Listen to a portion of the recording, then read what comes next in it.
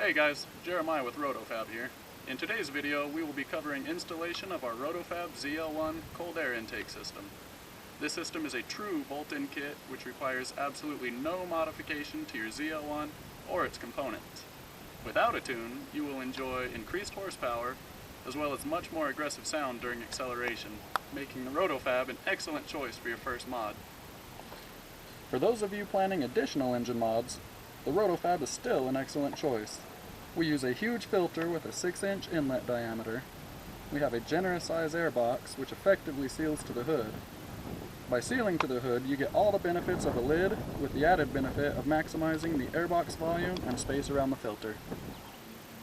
Going from the airbox to the throttle body, we mold in a generous radius to improve airflow. The MAF housing bolts rigid to the airbox to effectively block hot engine compartment air from reaching your air filter. To reduce restriction, our ductwork provides a short, smooth, and direct path to the throttle body. To complete our system, we use high-gloss silicone hose couplers and stainless steel hose clamps.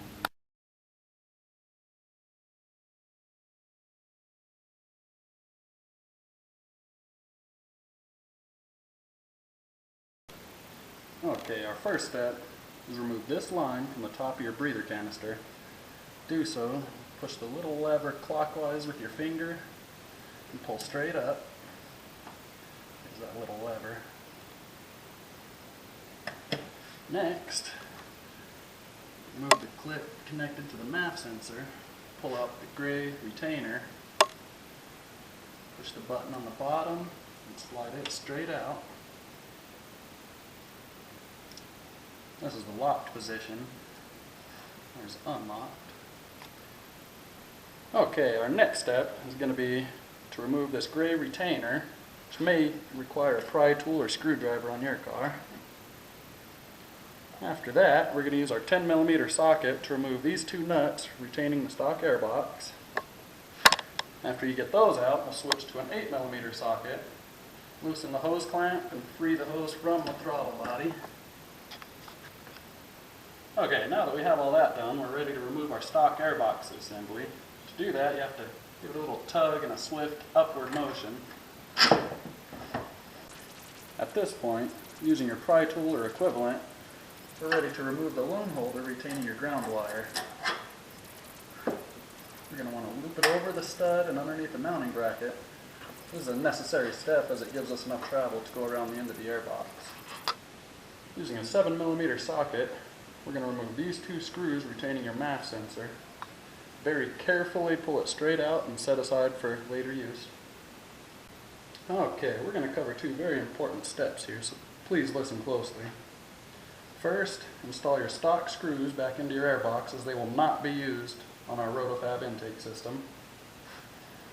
And next, our clamp has been previously removed, but you can refer back to your installation instructions on how to remove that.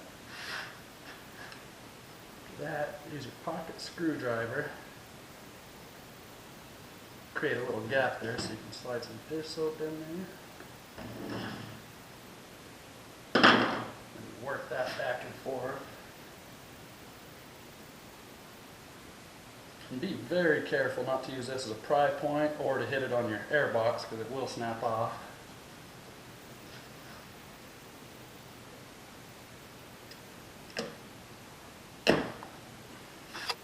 Okay, now we're ready to start pre-assembly.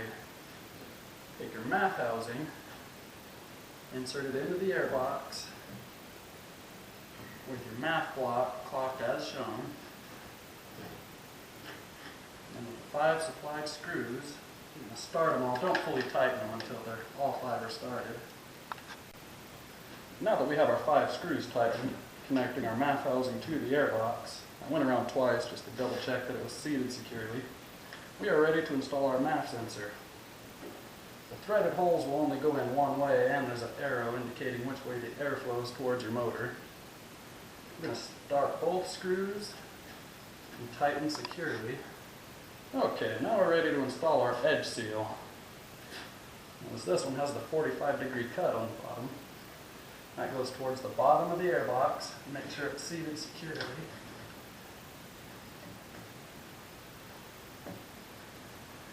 that one's on nice and snug. We're ready to start our top seal.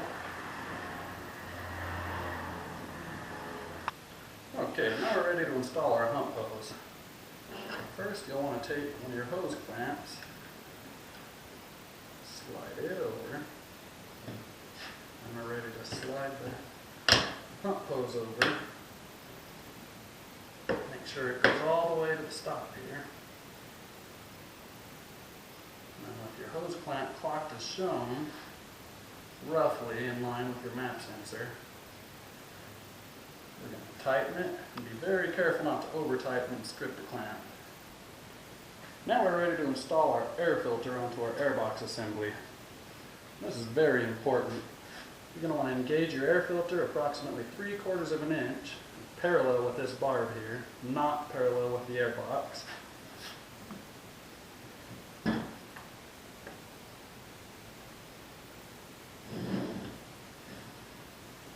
then with our hose clamp clocked, roughly the same as the one previous, pretty much in line with your map sensor, I'm going to go ahead and use your 8mm socket and tighten that hose clamp. Next is our inlet elbow pre-assembly. You're going to want to locate your small 90-degree elbow and your air inlet elbow. Start it. You're going to turn it till it's fairly snug. And once it starts snugging up, you'll see a little hash mark molded into your inlet elbow. You're going to continue around until you're in line with that. Now we're going to install our 2 5/8 silicone hose onto the breather canister previously removed from your stock airbox. You're going to fully seat the hose, barbed end. Before installing the airbox assembly onto your car, let's take a look at 3 things. First, you're going to want to make sure this loom is folded over the AC service port, like so. Second, make sure to keep clear of this AC line clip. And the third, which you'll be doing this from the front of the car, you want to watch and make sure the lower stud on your airbox engages this grommet and the frame rail. Okay, now we're ready to install our airbox assembly. As previously stated, we're going to be watching for a few things while sliding it in. One is make sure you have proper alignment between the stud and the lower grommet. The second, make sure you don't pinch the AC line clip. Another one, make sure the upper stud engages the upper flange. We're going to watch and make sure that we don't pinch our ground wire under the airbox. We want it to go around the airbox. Again, make sure your loom is on the inboard side of your AC service port. You have your ground wire ran underneath the bracket. With your airbox, we're going to want to drop it straight down, making sure our ground wire is around the outside of the airbox.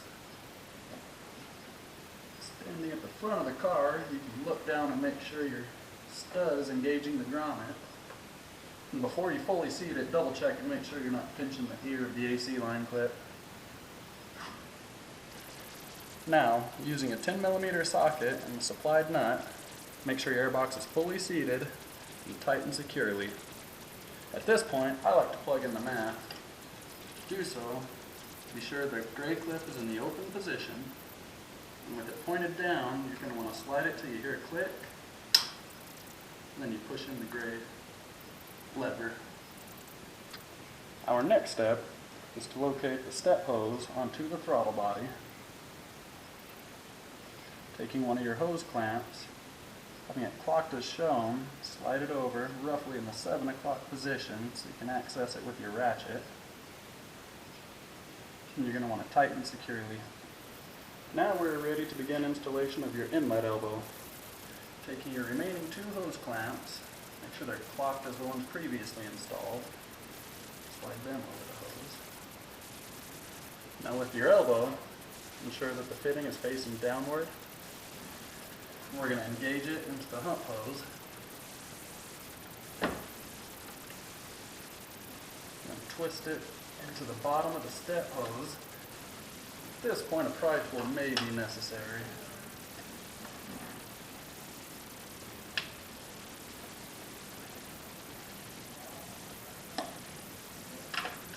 At this point, rock it back and forth and work it towards the throttle body.